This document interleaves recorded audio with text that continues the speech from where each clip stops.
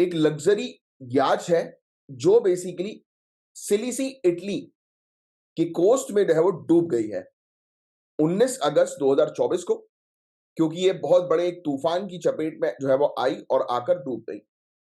अब ये तूफान जो है इसको संभावित रूप से एक वाटर स्पाउट बताया जा रहा है। क्या बताया जा रहा है? Water spout. वाटर स्पाउट क्या होता है ये लिख लो, ये फिनोमेना लिख लो आप, वाटर स्पाउट। ये एक टॉर्नेडो लाइक फिनोमेना होता है। क्या होता है ये? एक भवंडर जैसी घटना हम लोग को देखने को मिलती है जो पानी के ऊपर जो है वो बनती है। टॉर्नेडो पता है ना आपको, जो साइक्लोन जो हम लोग को जो है वो देखने को मिलता है, तो वैसा पानी के ऊपर टॉर्नेडो। हालांकि मैं आपको क्लियर बता दूं, ये सब तूफान जो है वो पानी के ऊपर ही हम लोग को देखने को मिलते हैं कि बनते हैं और लैंड पे आते आते जो है वो खत्म हो जाते हैं, जमीन पे आते आते इनकी एनर्जी जो है वो पूरी खत्म हो जाती है।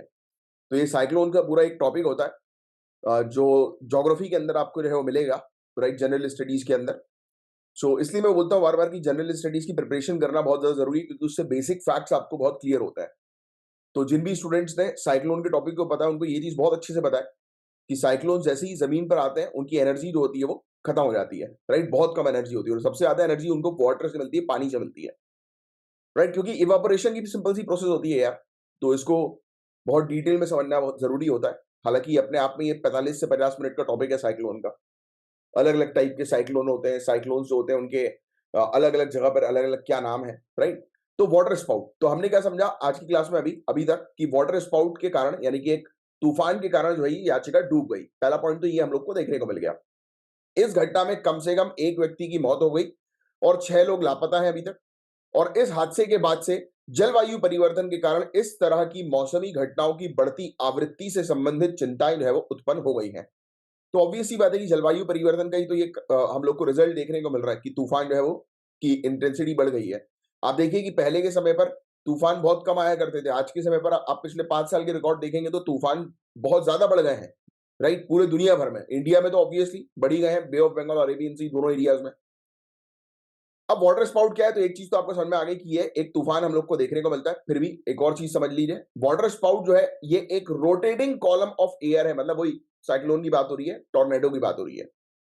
और ये बेसिकली पानी के ऊपर जो है वो होते हैं और ये बेसिकली वीकर वर्जन होता है टॉर्नेडो का। तो ये भी आप लिख सकते हो, वीकर वर्जन टॉर्नेडो का, वीकर वर्जन साइक्लोन का। ये टिपिकली जो है वो 5 से 10 मिनट तक रहते हैं, राइट। और इनका डायमीटर अप्रोक्सीमेटली 165 फीट का होता है। ये सब फैक्चुअल इंफॉर्मेशन लिख सकते हो आप। और इस समय विंड स्पीड जो होती है वो up to 100 kilometre per hour की होती है, जो कि बहुत तेज है। क्लियर? तो इतने पॉइंट्स लिख लिए आपने, अब आपको समझ में आ गया वाटर स्पाउट क्या है। यस, तो ये टर्म आपसे एग्जामिनेशन में पूछा जा सकता है। वाटर स्पाउट जो है वो काफी ज्यादा कॉमन होते हैं ट्रॉपिकल वाटर्स में। ऑब्वियसली यार ये ट्रॉपिकल वाटर्स में ही बनते हैं, राइट। कॉमन वाली बात ही नहीं है, बनते मैक्सिमम यहीं पर ही है और बहुत ही कम केसेस में, राइट। यानी कि जब कोई हमें देखने को मिलता है किसी प्रकार का वेदर में डिस्टर्बेंस होता है, तब हम लोग को ये टेम्परेट एरियाज में देखने को मिल सकते हैं, वरना ये ट्रॉपिकल एरियाज में ही देखने को मिलता है। ट्रॉपिक ऑफ कैंसर और ट्रॉपिक ऑफ कैप्रिकॉर्न के बीच में ही नजर आते हैं, क्योंकि सबसे ज्यादा सूर्य की एनर्जी यहीं पर ही हम लोग को जो है वो देखने को मिलती है। यस, और ये कब होते हैं ये भी लिख लेना, जब हाई ह्यूमिडिटी हम लोग को जो है वो देखने को मिलती है। क्या देखने को मिलती है? हाई ह्यूमिडिटी, उच्च आर्द्रता जब हम लोग को देखने को मिलती है।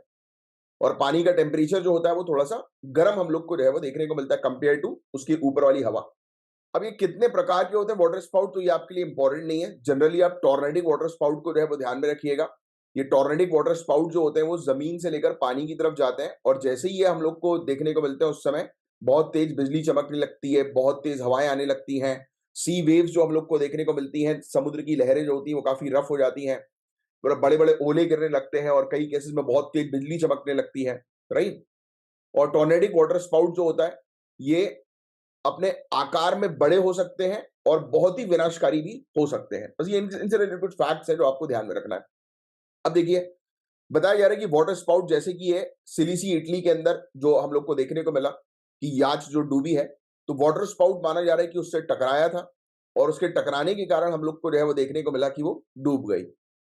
अब इसमें हम लोग को देखने को मिलता है कि फेयर वेदर वाटर स्पाउट्स भी होते हैं। एक प्रकार के फेयर वेदर वाटर स्पाउट्स के बारे में बात करें तो ये काम वेदर कंडीशन में जो है वो पानी के ऊपर बनते हैं, यानी कि शांत जब वेदर होता है तब उस समय पानी के ऊपर बनते हैं, यानी कि शांत मौसम की स्थिति में देखने को मिलता है।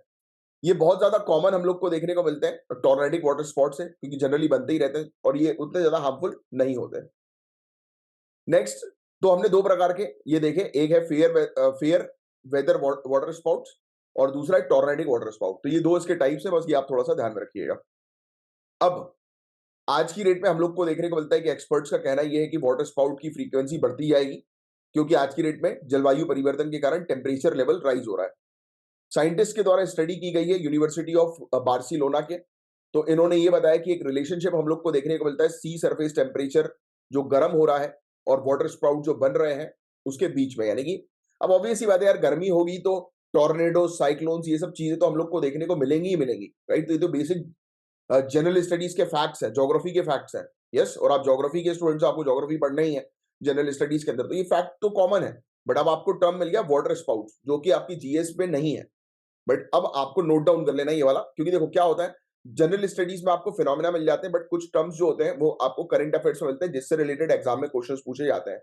और इस वाटर स्पाउट से रिलेटेड आपसे क्वेश्चन पूछा जा सकता है, 90% से ज्यादा चांसेस है। सी सरफेस जो हम लोग को सिलिसी के अराउंड जो है वो देखने को मिल रहा है, वो लगभग 2.5 से 3 डिग्री सेल्सियस गर्म हो चुका है देन 1990 और 2020 के एवरेज में। यानी कि देखो कितना ज्यादा टेम्परेचर लेवल इंक्रीज हो गया। और एक स्टडी के थ्रू तो हमें ये भी देखने को मिल रहा है कि इंडस्ट्रियल एरा से हमारा टेम्परेचर लेवल 1.15 डिग्री सेल्सियस आज की डेट यानी कि 2024 तक बढ़ चुका है। हालांकि रिपोर्ट 2022 या 23 की थी। अब सिलिसी के बारे में बात करें तो सिलिसी जो है वो लार्जेस्ट आइलैंड हम लोग को जो है वो देखने को मिलती है। ये सिसिली इसको जो है वो कहा जाता है बेसिकली, राइट। और मेडिटेरेनियन सी के पास इटली है ना, हम लोग को देखने को मिलता है, तो वहां पर है सदर्न इटली पेनिनसुला, ये हम लोग को देखने को मिलती है। और ये आइलैंड जो है वो ऑटोनोमस रीजन है इटली का। और यहाँ पर और भी छोटे छोटे आइलैंड्स हम लोग को जो है वो देखने को मिलते हैं अलग अलग टाइप के। तो मैप में आप जरूर इसकी लोकेशन जो है वो देखिए अभी के अभी। और इसकी कैपिटल हम लोग को देखने को मिलती है क्या है, पालेर्मो। पालेर्मो ये लार्जेस्ट सिटी आइलैंड के अंदर हम लोग को देखने को मिलती है। और ये बेसिकली कहा जाता है कि किसकी कैपिटल है, सिसिली की कैपिटल है, सिसिली की कैपिटल।